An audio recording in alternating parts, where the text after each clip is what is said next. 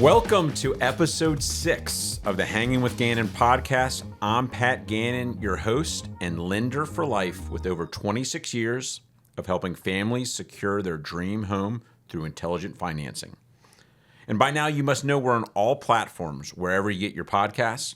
And subscribing to our podcast helps us out and gets you the new episodes as soon as they post.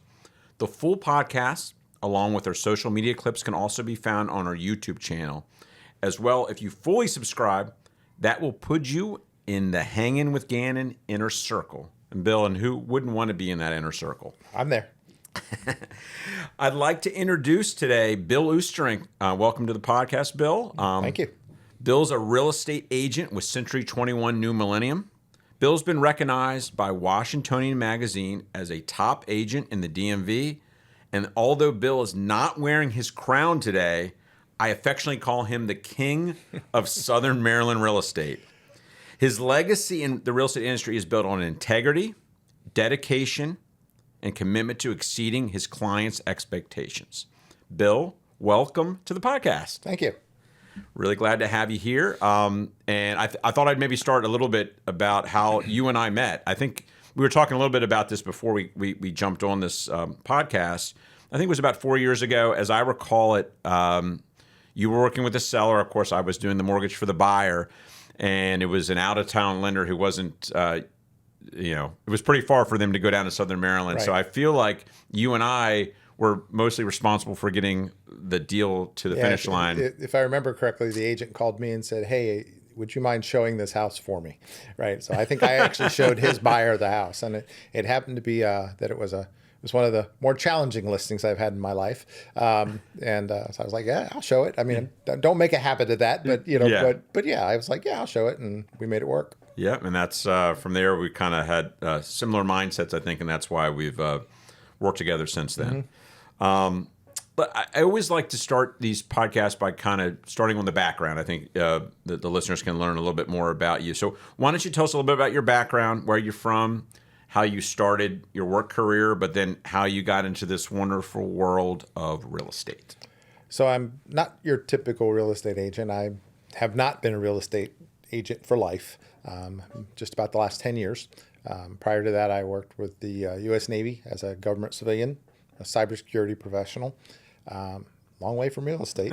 I'm all about the wire fraud. I can tell you about it. But then prior to that, I was in the Navy as a journalist, a broadcast journalist, and did that for 10 years. So the Navy took me from, the early 80s, which is when I'm giving away my age here. But the early 80s, went into the Navy, went on board an aircraft carrier for a few years, went to some schooling, went to Cuba for a few years, okay. Then to Norfolk, then up to D.C. And during that time is when I met my wife, and she was a local Southern Maryland girl, okay. Who was convinced that I was going to take her out of Southern Maryland. She was surprised. She was wrong. She was wrong. Yeah.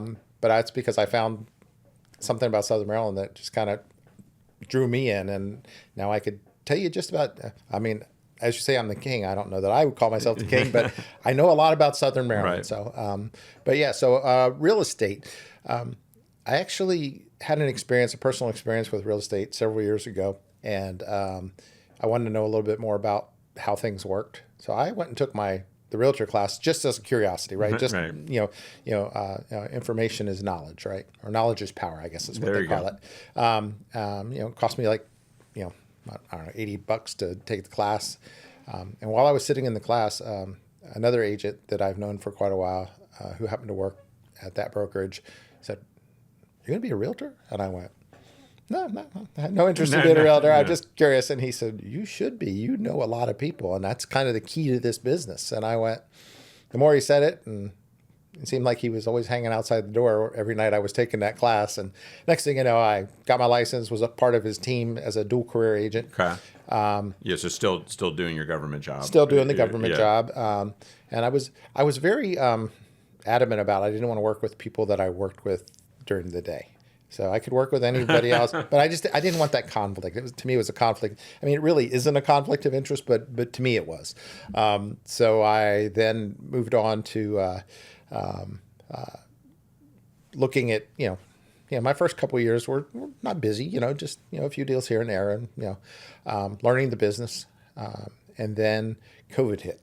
And when COVID hit, I found myself sitting at my home office with my government laptop on this side and my personal laptop on this side. And all of a sudden I became a very busy realtor. Right. Yeah, because I was able to, during the day on my government job, I was in a secure area, so I wasn't allowed to, have my phone or anything. So, but here I had it on both sides. And then the government gave me the opportunity to retire a little early because of, downsizing and everything else that goes on at that point. And the real estate business looked like it was working for me. So I said, let's give it a shot. If not, I always had my background in cybersecurity. You could get back into that. Yeah, I could get into that. And that was 6 years ago. And yeah, it's been a little bit of a ride since then. So, well, I think we can all agree there that it was a great choice by you to get in there. When you're going back to your military background, how would you say your military training in the Navy shows up in your real estate practice today? There's a term that they beat into you, not literally. I went to boot camp in the 80s, so maybe they did beat it into us a little bit. But it's called attention to detail. I mean, down to stenciling everything you put on your body. Right? Yeah. And that's just kind of how I do things, right? It's not, I'm not going to say it's ingrained in me, but I'm very adamant about making sure all the I's are dotted, the T's are crossed. And I'm big about people knowing what they're getting into, understanding the process. And I kind of pass that on to people I work with, right? And that kind of is what led me to you a little bit, right? Is that you were very, you communicated extremely well with me. And as the person that represented the buyer, you didn't really have to do that. That's not a requirement. Yeah. But you made it a point to talk to me. And I kind of thought that you were working with my client versus, but you were actually just working to get the deal done. Yeah. I mean, because that's what our goal is, right? We're all trying to get the deal done. Yeah. If I always felt like on the lending side, if we don't communicate, we can cause problems where there really aren't problems. Mm-hmm. If you're not hearing anything, you may think that there's an issue. Right. And if it just it doesn't have to be a dissertation and tell you everything that's going on, but we're approved or appraisal came in, we're fine, whatever that looks like. The communication, I think, is a paramount part of the process. So, but to surmise what you said, I think the key point to what did the military and or the government, it's all about process. The government's very process driven, and it's what I bring to my business. I don't know that all realtors do that. Yeah, but I do. And I kind of demand it of the people that I work with. I think it shows up too, and with the clients, if you're sending emails that are a little bit off, that shows that you're missing the mark just a little bit. I think the clients see that, and I know in our business it's really important. We're issuing pre-approvals that you're going out and showing people's houses, and if we don't have attention to detail and we miss, we're not infallible, but if we we need to be right more times than we're not. Right. And the attention to detail is really, really important in what we do. And I think I agree that's why we've been such a good team. Well, and I think I kind of put that on the buyers that we've worked with together, or any buyer that I work with. I'm very pointed in saying, don't not tell us anything, because it will come out. Yes. Right? It always comes out. I'm on your team. I'm not working against you. I mean, I'm not going to judge you for anything. I'm sorry that you had a bad medical collection debt, because we've all had that, right? We've all had a problem where there's something on our credit report that we just didn't know was there, right? Because who knows why it's there. Yeah, sure. So, but it's going to come out. So just tell us now and we'll fix it so that we can get you into the property you want. Exactly.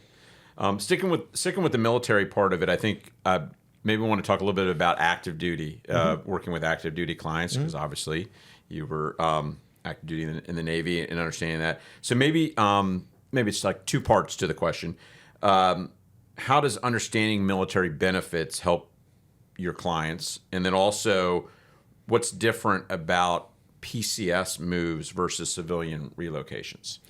So I think the big thing is PCS and civilian it's night and day. I mean, the civilians have unlimited earning potential. They can change jobs and make more money. If you're in the military, again, very process driven, very regiment. You pick up rank, in certain cycles. So it's very defined how much, income you have. So I think it's important that when I have a military buyer come to me, I understand. I mean, I'll ask, are you enlisted? Are you an officer? What rank are you? And I know roughly what their basic allowance for housing will be, which will help them pay for their mortgage or whatever. And I think a lot of times you have to kind of wheel people in a little bit because they have to understand that you're only going to be here for 3 or 4 years, right? And in 3 or 4 years, over the last 5 years, we've had pretty good appreciation on homes, but you have to understand that we don't control that. Realtors, lenders, we don't control that. Sure. We know what we believe and we see what the projections are, and if we're doing our jobs correctly, we know that you should expect X percentage every year or whatever. But at the same time, when you buy that house as, let's say, an enlisted E5, so a mid-level pay grade, maybe your septic dies and you now have a $30,000 bill that you have to probably take out a loan to get.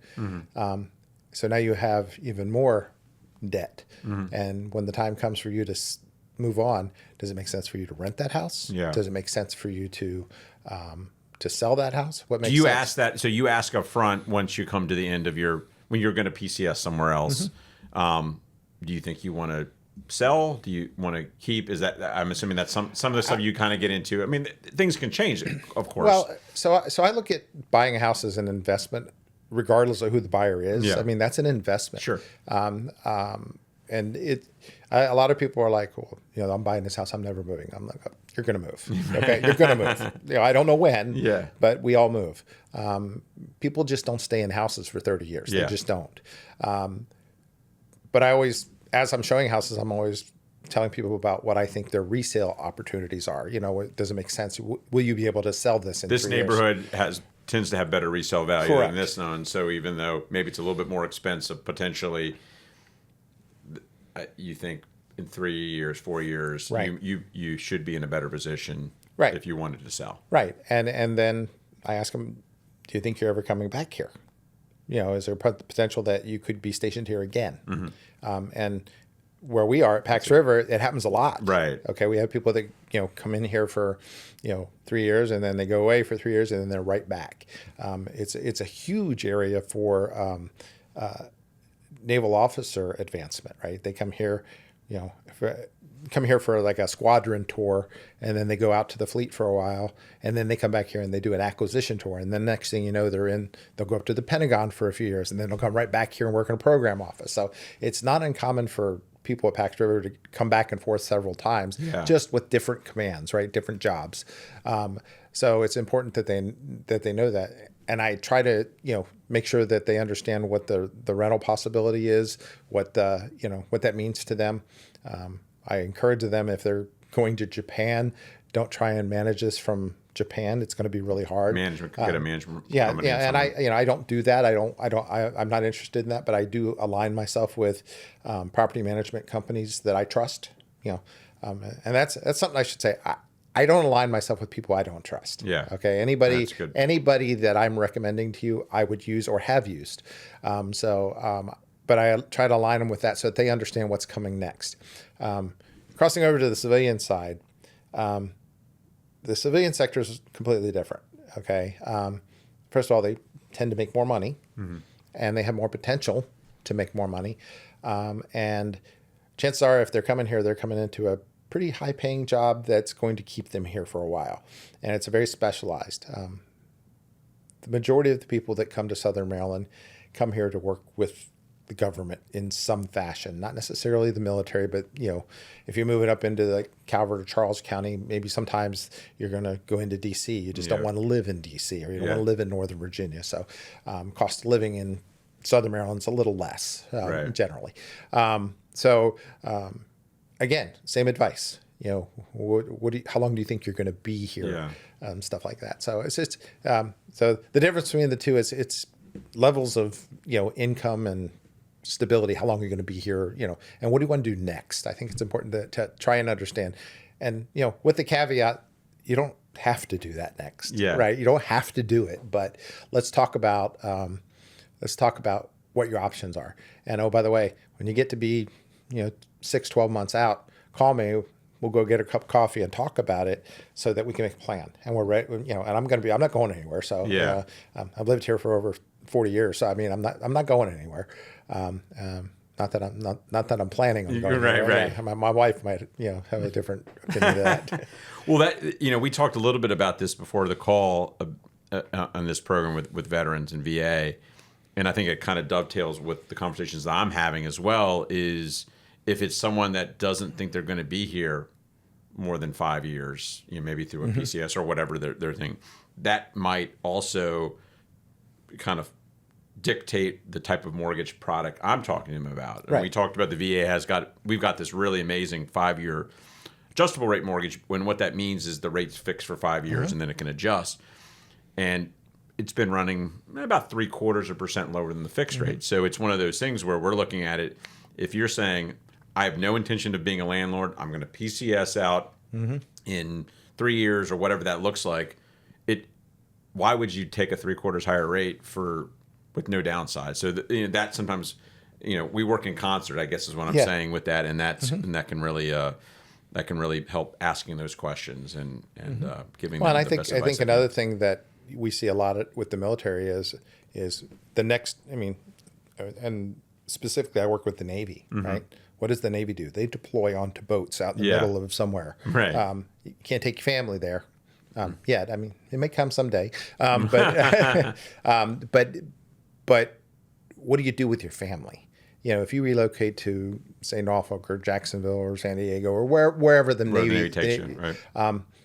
Do you drop your family in the middle of an area that they don't know when you get ready to jump on a boat? And you're not there anymore. You get to jump on a boat for 6 months.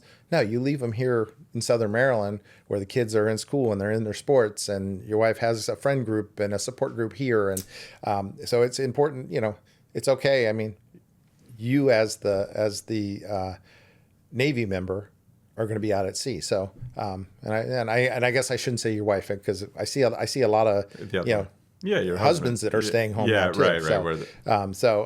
I think it's important to show them what their options are, right? I think it's important to have a real estate agent that understands that. And really, the things that you were just talking about, I've been doing a long time, but those are things that I don't really think about, the idea of being on. I just see, you're here. I don't think about that. Yeah, you could be deployed on a boat, and why wouldn't, for the most part? Why would the family move to where that base? You're not even there. Correct. Stay in a spot until you kind of figure out where you're going to be long term. Yeah, I think people often associate the bigger areas, the Virginia beaches, the Norfolks of the world, as where that happens. The Navy, but it happens. It happens everywhere, and it should. I mean, it should happen everywhere. Well, we are already kind of touched on this a little bit, and as we talked about, I want to talk to the king of Southern Maryland real estate about what makes Southern Maryland special. For people that are unfamiliar with the area, what is Southern Maryland? Generally, I mean, I could talk for hours about it, but it's a growing area. Ever since the Naval Air Station has started to grow. I mean, the air station has been there since the 40s. It's been there, but it's grown over the last just last 20 years. It's grown significantly. The Naval Air Systems Command relocated from Crystal City down there. They had the BRAC moves where they did some realignment within the Navy. We had several bases that moved to Pax River. So it really kicked up the number of bodies working on that base, and therefore the people that work on that base are very highly paid people. The people on that base make our median income over $85,000 a year, which is huge. That's a lot of money. It's not the norm. So that really helps shape the real estate market there. It absolutely does. And I have people go, well, so why are houses with why do they cost what they cost here? Well, because you get paid when you're on that base. You get paid as if you were working downtown DC. Right. So therefore, the economy, that's what drives the economy. But I think Southern Maryland is considered the technological capital of Maryland. Okay. People find that to be ironic, but it makes sense. Yeah, go drive by the base and watch the planes flying off the base, and if you get on the base and you get to see, which you can't just drive on the base. I'll make that clear. You have to be able to get on the base. But I mean, there's a test pilot school. There's only 2 in the country. There's one of them's at Pax River, one of them's in California. We have people from all over the world that come to that base to go to that test pilot school. It's a very intense year-long program. And Pax River is a RDT&E base. It's not an operational base. So in other words, we're not loading up things and sending them to war. What we're doing is we're testing systems, testing weapons, testing aircraft to provide to the warfighter, right? To give to that, the fleet so that they can do their job. And with NavAir there, it's become a big acquisition standpoint, right? Or how the Navy buys things and how they spend their money, how they spend your money. Yeah, right. So with that said, along with that influx of people, kind of changed the demographic of the area a little bit, because these people are coming from more robust areas where any way you turn, there's a mall or a movie theater or a shopping center or whatever. Southern Maryland's always been more of like an outdoor place, right? You've got a lot of water, we've got a lot of open land, so we've had to incorporate a lot of that. So some changing. It still has the feel of what you would traditionally think of Southern Maryland, but now with the wants and needs of kind of a new group of people that are coming in there. You're starting to see some bigger shopping centers. One of the things I always found interesting is that there's only so many ways in and out of Southern Maryland. It's not like you have roads coming like a spider, right? You only have 3 or 4 that come from anywhere. I mean, Route 4 here, Route 235 here, come back on 301, So there's only so many ways to get in and out of Southern Maryland. And because of that, they had the infrastructure of the area had to change, right? We had to make what were like 2 and maybe 4 lane are now 4 and maybe 6 lane highways, right? And along with that, you have to, build the, more gas stations so that they can support it, right? You have to have more places for these people to eat. We, in St. Mary's County, they built a really nice theater a few years ago, and it was like a mecca. It was like, because we had this little 6-screen, not so great theater, which now doesn't exist, but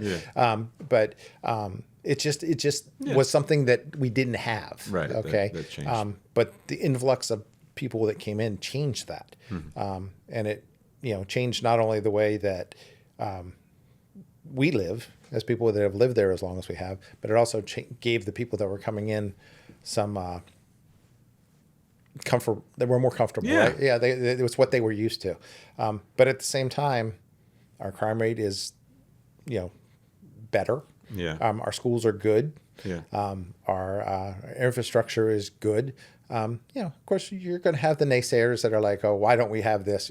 Yeah. And I'm sure. Lord, if I could put a Trader Joe's in the middle of St. Mary's County, I'd be, I could do nothing else in my life, and I would, But I'm sure you have some old, not old people, but old people that have lived there a long time that are probably pushing back against it. Oh, definitely. I want the way that I grew up in the area, and that's common. That's everywhere. Everywhere you're going to have those pushes and pulls. And exactly. I think people don't like some of the growth and wonder why we have this, but they're also the people that aren't looking at what the benefits they're getting. That piece of land that they've owned for their family has owned is now worth 10 times what it used to be because of this growth. Yeah. So, what are the I know the answer, so maybe I'll ask you. Calvert County, St. Mary's County, and Charles County are considered the counties in Southern Maryland. Is that correct? Okay. Yeah. So maybe just a quick insider's guide on each of these 3 counties, the similarities, differences. So Charles County was kind of the first that grew, right? Waldorf, that area, La Plata, and I think it's because of location. It's the one that's probably the closest Closest to to the DC. district. That's where I lived. I lived in Charles County when I first moved to the area, an apartment complex down there. The mall wasn't there when I first moved in. They were building the mall. Okay. Matter of fact, the agent at the apartment complex that I lived in, because I was coming from Virginia Beach, I'm like, well, where's the closest mall? And she goes, well, when you go to a mall, it's kind of a day trip. Yeah. Right. Because you had to go somewhere else. Right. And I was like, oh, because in Virginia Beach, I could go 5 miles either way and I was at a mall. Right. Mm-hmm. You didn't have that.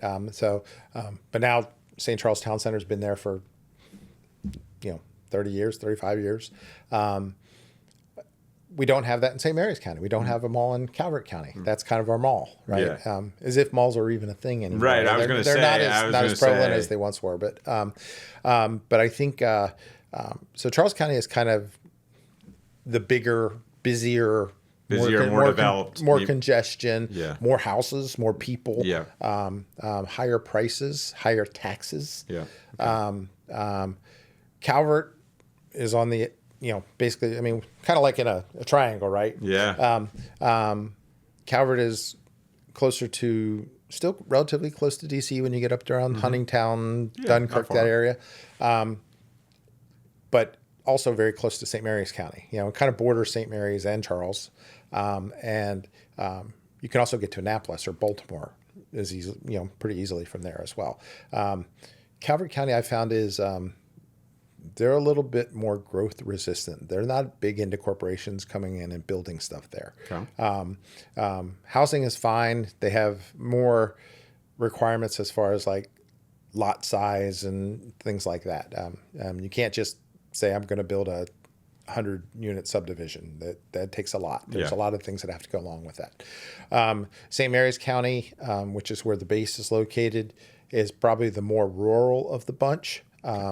Calvert has its areas, so does Charles. But I think that St. Mary's definitely is where you're going to see. We've seen the biggest population boost because of the base. Sure. I think that there's. If you Google it, it'll tell you that that there's like 22,000 people that work on the base at Pax River. The reality is, there's probably closer to 40,000 people that go through that base daily. Wow.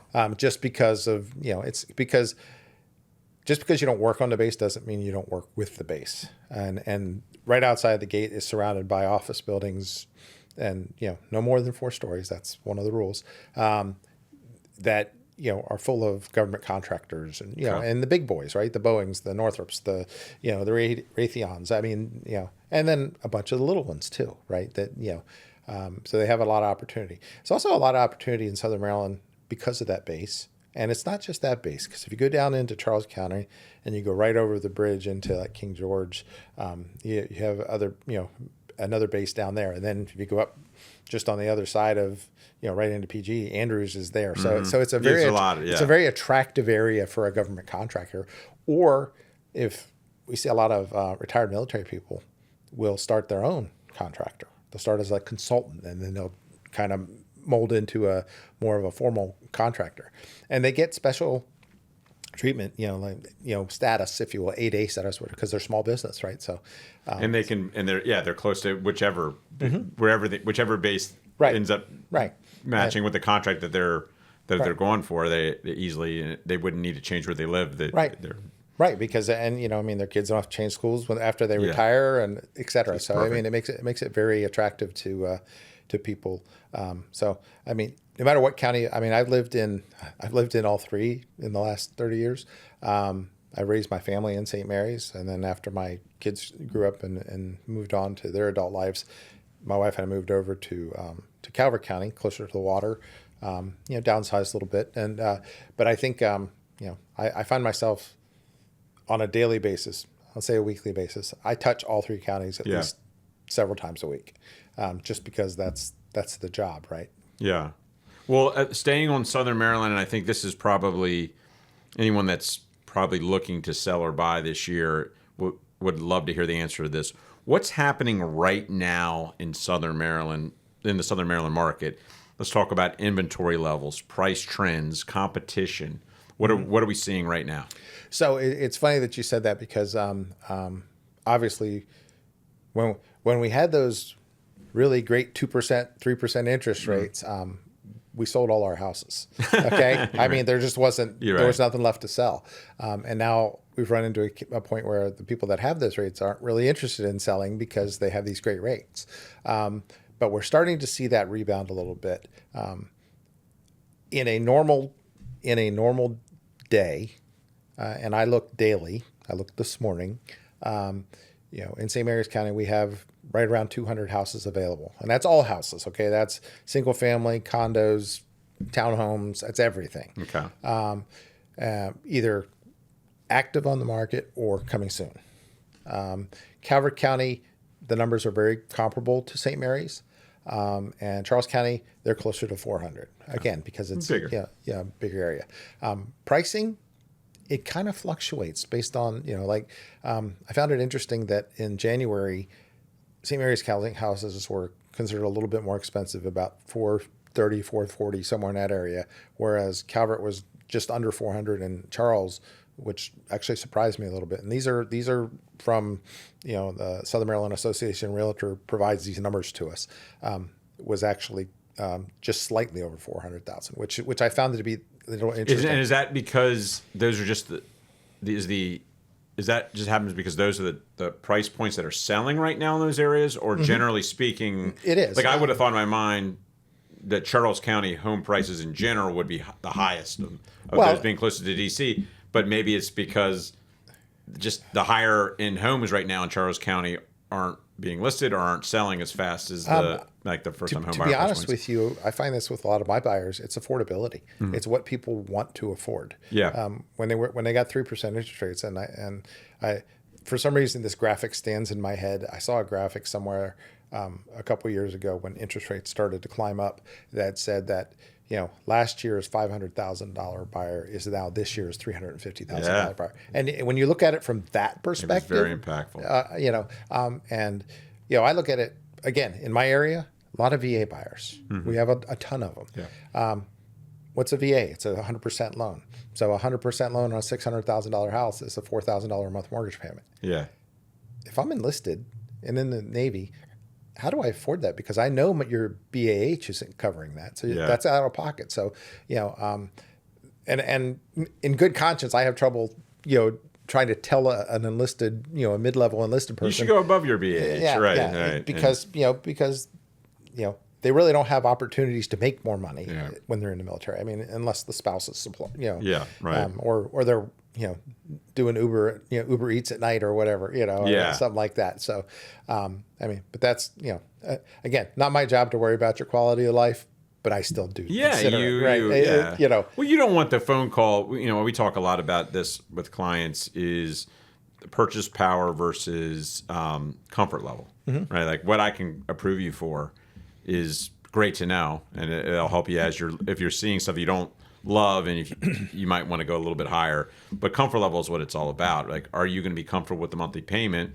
And I always say, Bill and I are not making your mortgage payment. You are. Right. So you need to be comfortable, and you don't want to get that call 6 months later and saying buyer's remorse, right? That I pushed it higher. And I always tell folks that number one, I don't want to come see you, bring you your Thanksgiving pie or whatever, and you to look at me and go, yeah, I bought a house I can't afford. And it's your fault. I don't ever want that. I don't ever want that. Second, I always tell buyers, look, every lender out there is probably going to tell you can afford more than you want to spend because that's what you've asked them to do. You've asked them to give you a number. What can I afford? Your options? Right. And with that, keeping that in mind, when I set up, searches for clients, they tell me what they can afford, and I always bump it up 10%. And the reason I do that is because I believe I can negotiate that for them. Yeah. Okay. I don't want you to see only up to. I want you to see the 10% above that, because in certain circumstances, you go from a $370,000 house to maybe a $425,000. That's a big difference. It could be a whole different neighborhood, a whole right? list of things. Yeah. And sometimes the price of the house isn't doesn't necessarily include other things like your HOA fee, your front foot fee. I mean, there's Yeah. things that might be packed in there that you don't see when you search for the price of a house. Yeah. So Yeah, the lower price home may have those other things that the Correct. higher one doesn't, and when you actually get the payment Right. together, they're a lot more comparable than you But would we were think. talking about condos. Yeah, we were right. talking about Yeah. condos, and people are like, "Oh, the condo is really cheap," until you pay the $600 a month condo fee. Right, It goes right. on top of it. So people, but that's our job, right? That we're educators to some Yes, degree, right. right? Sure. So because we see it daily, and your consumer doesn't. Some think they do, but they really don't see the into the dirt part, right? Which we see every day. So. Absolutely.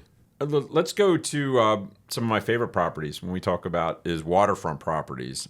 I know that you've sold some beautiful properties on the Potomac and Patuxent. Why don't you tell me a little bit about that market and how it's a little bit different than maybe non-waterfront? So I think the first thing so Southern Maryland is essentially a peninsula, okay? Because you got to come up to go down into Southern Maryland, okay? And Potomac on one side, Patuxent on the other, surrounded by water, and so we have a lot of coastline, and we have a lot of people that you go across one body of water, and you're in Virginia. You go one across the other side, you're over on the Eastern Shore. So I mean, Yeah. we're not landlocked at all. Right. And I think that we have a lot of people that come to Southern Maryland to retire on the water. We have a lot of people that come to buy property that maybe they just want to come to on the weekend.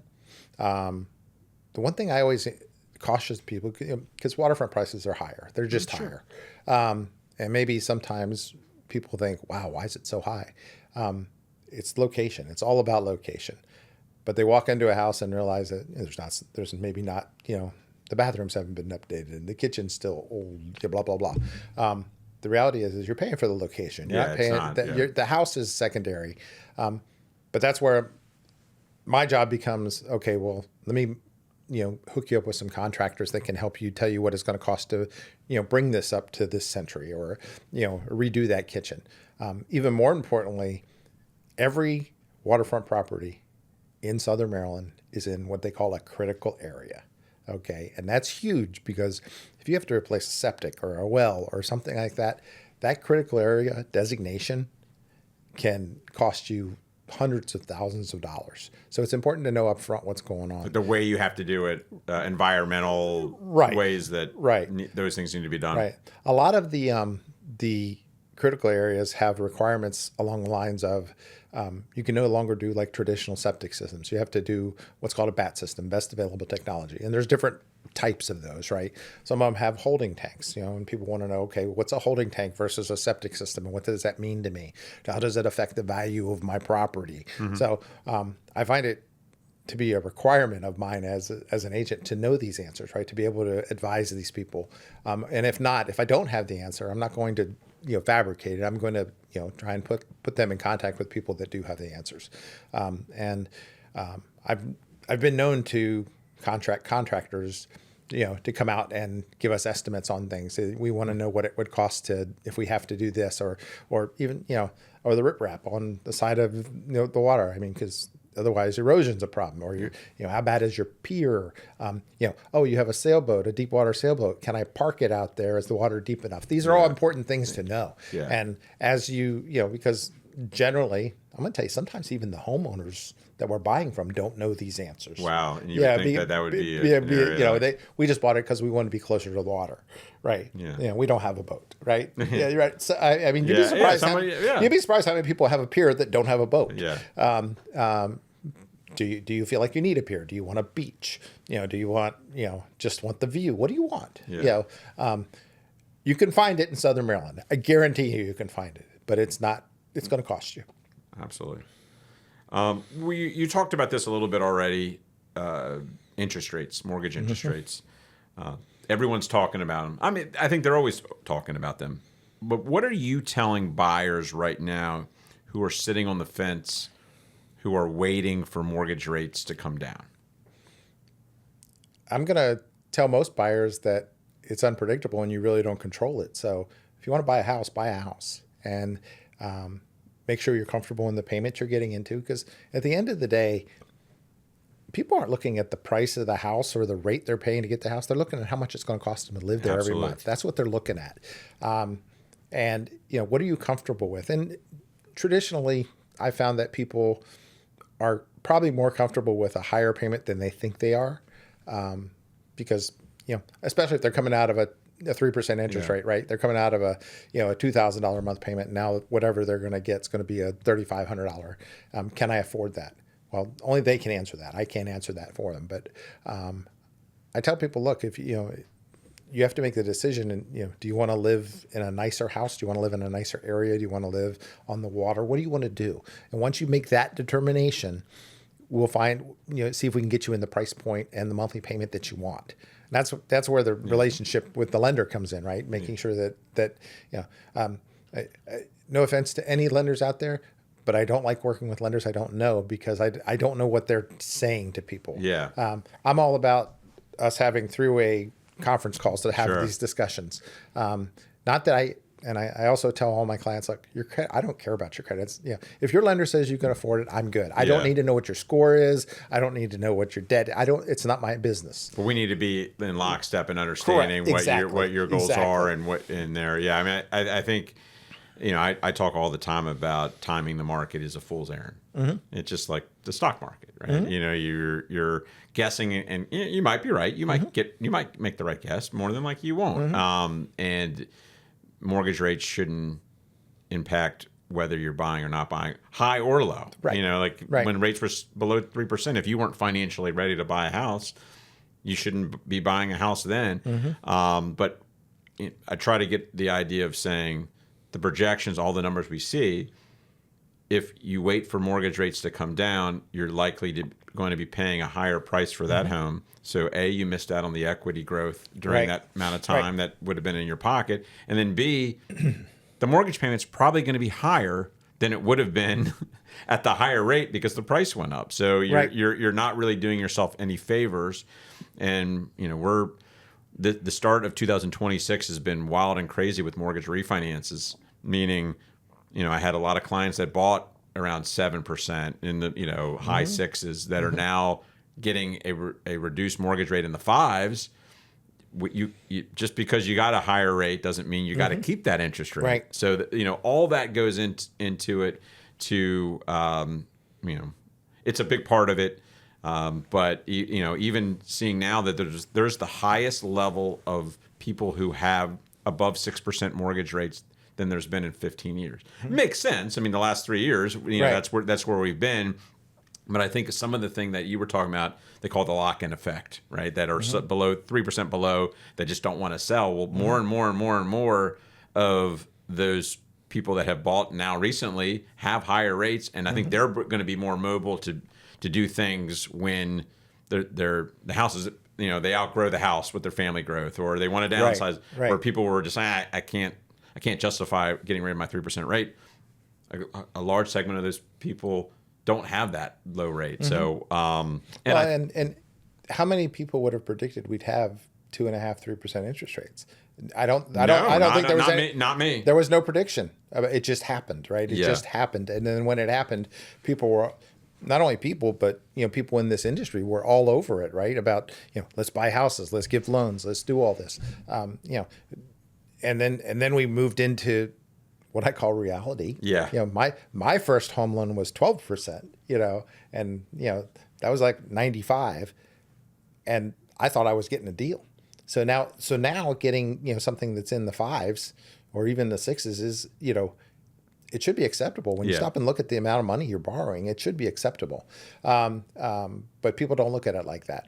I have clients that are selling now that are selling houses that they're in those low interest rates, or they had refied into them or whatever, and they're like, we're retiring and moving somewhere else, and it really hurt me to have to pay that 5.5%. I'm like, yeah, but how long did you live?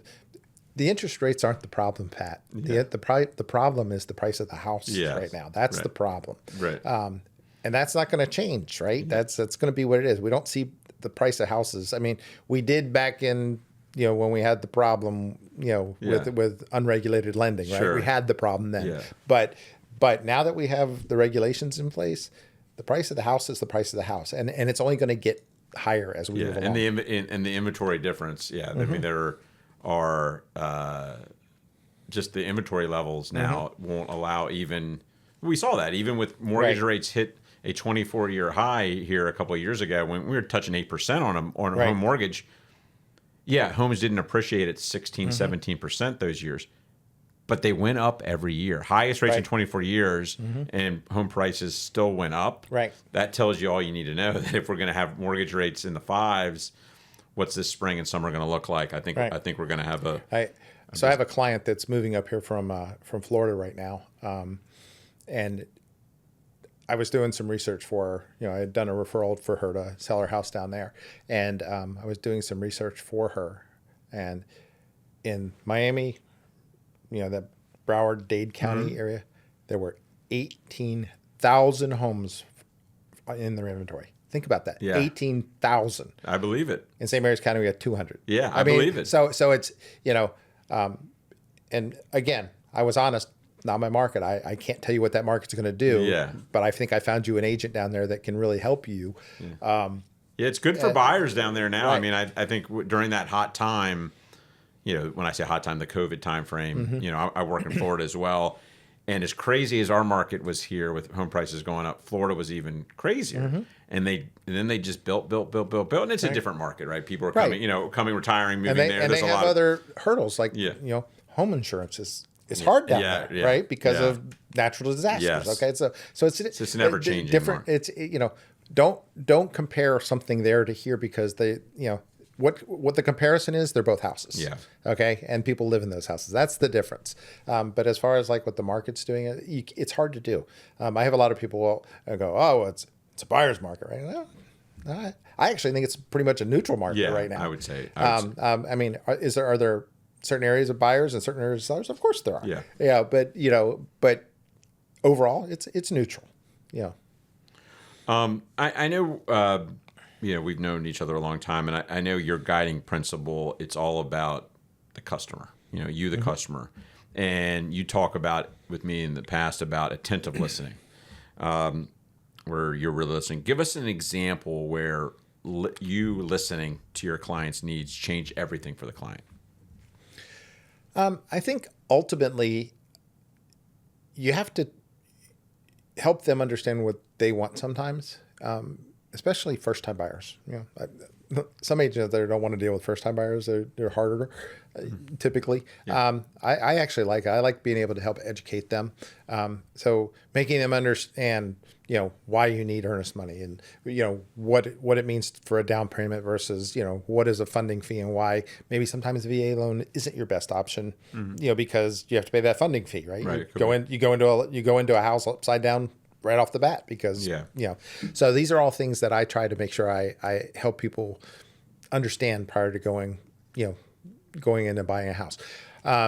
Specifically, I think I'm actually working a joint client we're working with right now. First time buyer, a little older, not your typical age group of a first time buyer, but was asking a lot of questions about, does it make sense for me to do, to buy a house that's new construction or buy, a pre-owned? And my advice to him is, you got to look beyond the house. You look at the neighborhood.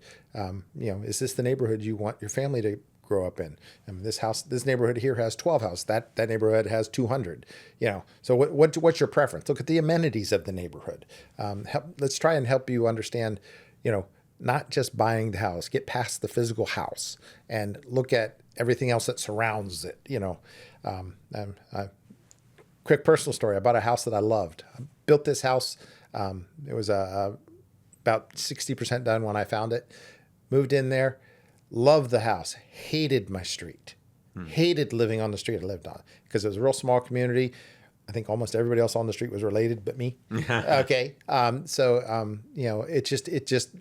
It wasn't, adversarial, but it's just, never felt included on the street because we weren't. You weren't in the family. We were the outsiders, right? So it's important that, that a buyer understand those things, right? What do you want, when it's all said and done? Do you want a pool? Okay. Is a community pool okay? Or do you want to be able to build your own pool someday? So these are all things that we try to understand before we, open the first door. Yeah. Well, let's dive into what I think is really, really important, of course, because I do mortgages. But let's talk about the mortgage lender and realtor partnership. Why is that relationship so critical? And then a follow-up to that would be mortgage red flags. What makes you nervous when a buyer tells you about their pre-approval from a lender? So first of all, I have a small group of lenders I work with, and you know this about me. I don't work just with Pat Gannon and his group. I work with a very small group of lenders. I try to pair my lenders with, or my clients with the lenders I think are going to speak the language to them the best. You know, you got older people, you got younger people, you got middle of the road people, you got well-educated people maybe that not as educated. You know, so you try to put people that are going to explain things to them the best. And I give them options, right? You know, call these 2 people, call these 3 people, whatever. I always try to steer people away from the online lenders because we're never going to get to talk to a person. I am so big into being able to talk to the lender. I call the lenders of the people that are buying the houses my clients are selling and try and get a vibe from them. Any good lender in the world, if you're representing a buyer after you've made your client's made an offer, you're calling the listing agent to find it. Hey, they're well qualified, blah blah blah. That's great, but the reality, there are certain questions I want to ask at that point. Okay, well, so they're fully qualified. Have you done any underwriting? So being able to ask the key questions. What is what is the typical listing agent response if they can't? There's multiple offers on the house. Buyer made a good offer, but they can't get a hold of the lender. How likely is that buyer to get their offer accepted? Well, that's definitely an X rather than a check mark, right? Right. Because I think a lot of times is the last thing any of us want is to get close to the closing table and there to be a problem. Yeah. Now, a lot of times those problems are consumer related, things we didn't know that they didn't share that just we find out. I always, one of my favorite ones in my, with a lender I no longer affiliate myself with was we got to the table and they went, they ran that last credit check and said, oh, he's got an IRS debt that took his DTI to the wrong place. Yeah. Why didn't you see that before? It's always been there. I know it's always been there. Why did you not catch that before? So I like to know that the lenders that I'm working with, not only, it's impossible for you to see every angle of every deal you do. Yeah.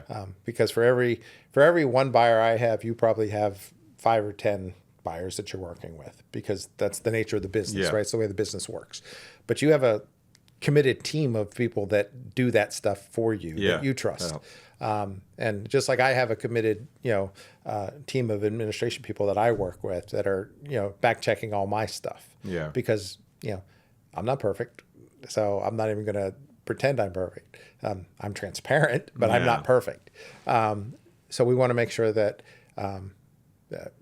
when we start and we get to the end that we've made this as smooth as possible. The best compliment I can get from somebody is, this was so easy. That's what we want. Yeah. So when I meet with people for the first time, I give them a stress ball. It's got my logo on it, of course. It's a stress ball, and I was like, okay, it's going to be stressful, so just take this now because, there's going to be stress here. You just need to know that up front. Yeah. My job is to try and help you understand it and get through most of it. Yeah. But there's certain things I can't control you. I don't know, and some people, on the flip side, you get that, that one client that's like, yeah, whatever. I trust you. Do it. Yeah. Yeah. And I almost want to say, don't do that. Don't trust me too much. No. Pay a little bit more attention. Yeah. No, I think it's attention to detail, like we talked about earlier, that we focus in on, and we talk about making our mortgage pre-approvals bulletproof. Right. That we don't want to waste your time, the client's time, our time, seller's time. I mean, there's a lot of people that go into when we issue the mortgage pre-approval, and so we got to take great care. And we're not infallible. Sometimes mistakes are made, but we need to limit those. We can't have a lot of those. And when if there is a mistake, we got to come up with, okay, this is the mistake that's been made. but here's the plan of action on how to remedy that issue. So that's really important. Yeah, I find that one of the big challenges that I run into, especially with younger people, because generally people don't understand credit. Generally, Yeah. Trust me, I run into situations where I'm like, I don't understand. That doesn't make Yeah, sense, yeah.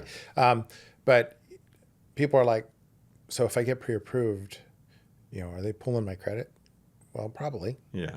Is it a hard pull or a soft pull? Well, depends on the lender. Some of them will do soft, some of them will do hard. It just depends. Well, that hard's going to hurt me. I said, well, it's a mark. Yeah. I said, but I said my understanding is a hard credit pull. If you do it with lender 1 and lender 2 and lender 3, it doesn't hurt you because it's seen what you're doing, right? Yeah. You're applying A mortgage inquiry doesn't have almost no impact, to Right. be honest with you, because it's, the inquiries on you could apply for 10 credit cards and maybe you could get 10 credit cards. Right. So that's why 10 inquiries from a credit card, different credit card companies would impact it. If you apply for 10 mortgages, it's unlikely that anyone's giving you 10 mortgages, so they don't have the inquiry. That's what we talk Right. about. Okay. But Makes all sense. that being said, we do the same now. What most lenders have gone to, we do the soft credit pull up front, gives us all the credit scores, all the credit history, but it doesn't show up. It's like it never happened. Right. But we can make a pre-approval decision on there, and I think at the end of the day, I love that approach. I mean, we went to it a couple of years ago, and for me, it's easier to first of all get over the hurdle that someone says I don't want to have the hard pull. Right. That's not it. But to really truly advise you on your qualifications, we have to have something to base it off. Oh, right. Okay, so Bill, we're entering into probably our biggest segment of the episode. It's the most popular segment that we have. Every podcast has to have some sort of rapid fire questions. Crazy rapid fire questions that you're unprepared for, but we're going to get some honest, awesome answers from. And this is no different. Are you ready to enter the Gannon Gauntlet? Bring it. Bring it. Okay. So what we're going to do now, it gets kind of crazy. There's a lot of light shining everywhere from this, lots of different directions. So we put on our Gauntlet sunglasses. Okay. So put your glasses on here. I like yours. My wife thought I looked cool in these, so Okay. That's what's important. That's important. What your wife thinks. All right, so let's question 1. Describe St. Mary's County in 5 words, but none of them can be quiet or water. Well, I'm going to use 6 because prepositions are a thing. You're already breaking the rules, but go on. It's a great place to raise your family. And I think that's probably a lot of times what you've said from the beginning on this whole thing. It kind of that was the point we were getting to. All right, number 2. Biggest red flag when you see a listing online. It says cozy, as is, or bring your vision. That's actually my favorite one. I believe that no house is perfect. Therefore, we inspect. There you go. Yeah. Yeah. Then you don't have to worry about any of those things. Well, and just because you think it's these things doesn't mean that me or my client are going to think those things. So Yes. They're all words. All right. When you're driving, you mentioned there's only a couple roads that lead into Southern Maryland. So, best gas station stop in Southern Maryland: Wawa, Sheetz, or Royal Farms. So we have them all. Royal Farms is making a hard push into Southern Maryland. We've had like 4 of them built in the last year. They're taking over. I'd have to go with Wawa, and the reason I have a very specific reason for it. My wife is a diet green tea fanatic. Diet green tea, okay. That's her staple. Okay. She has to have it. She's always got several half gallons in my fridge. So Wawa has the best. She lives by it. Okay. No other diet green tea. Just that just diet the one. green. Okay. All right. I'm gonna have to try that. All right. Bill, are you a beach person, a river person, or are you the sit on the dock and judge boats person? Well, I live on the Chesapeake Bay, and we have a community beach. However, the kids run when I go out on the beach, but no, that's another story. No, I believe I enjoy all those things. I believe that I kind of live in the moment. Whatever I'm doing is it's what I'm doing. Great answer. I know you're a huge Washington Capitals fan. Mm-hmm. What is your favorite Caps moment? I know there's been a lot, but what's your number one favorite moment? I would say it was the day that they raised the banner after they won the Stanley Cup. Okay. And the reason is because I have never seen that many grown people cry in one setting. It was just the thing. It was the thing that people thought would never happen. Yeah, I mean that season. I mean, we had been such a great team for so many years, but not being able to get past the second round, doing all that, and then finally having that magical season, which I had actually said I figured that at some point would be. It was the year we weren't supposed to do it. They, we weren't the top team in through there, and that was an exciting run. Yep, absolutely. And I still can't believe Ovechkin. Ovi's still getting it done. Mm-hmm. Incredible. He is. All right, back to real estate here. What's the most chaotic thing a seller can leave behind or has ever left behind at one of your closings? People tend to leave personal items that they had put away. Family albums, photo albums, things in the attic, things in the crawl space, things that are personal to them. Yeah. And buyers, they don't want to just discard them. They want to get them back to them. And that's where I usually come into play, right? Yeah. I've been known to, go pick them up and take them to the other agent or whatever. Found a gun one day. Yeah. Didn't know what to do with that. But that's one. Yeah. That was the call that my broker went, yeah, never had that one before. That's not in the real estate handbook on what to do when you find a gun. So. Okay. And here's the last one. And this is my favorite question. If St. Mary's County had a reality show, what's the title of the show and what's episode 1 about? So I would say it's a combination. It could be either Chasing the Chesapeake, okay, or Waterfront and Warfighters. How's that? And I think the first episode would kind of, the big aerial shot showing that we're just this big peninsula and there's water all around us, but then you have the F-18 fly by, okay, right? Showing that that in the Navy, they have this, so in Southern Maryland, and I find this interesting because it's in no other jurisdiction that I'm aware of, we have what's called the right to farm addendum. Yep. Okay. And essentially what that says is these things happen here and you need to be aware of them. Yeah. One of the things is that there's a naval air station there and you can't complain about the jet noise. Right. But if you ask anybody that's ever had any affiliation with Naval Air Station Pax River, they're going to tell you that that's the sound of freedom. Yeah. Love it.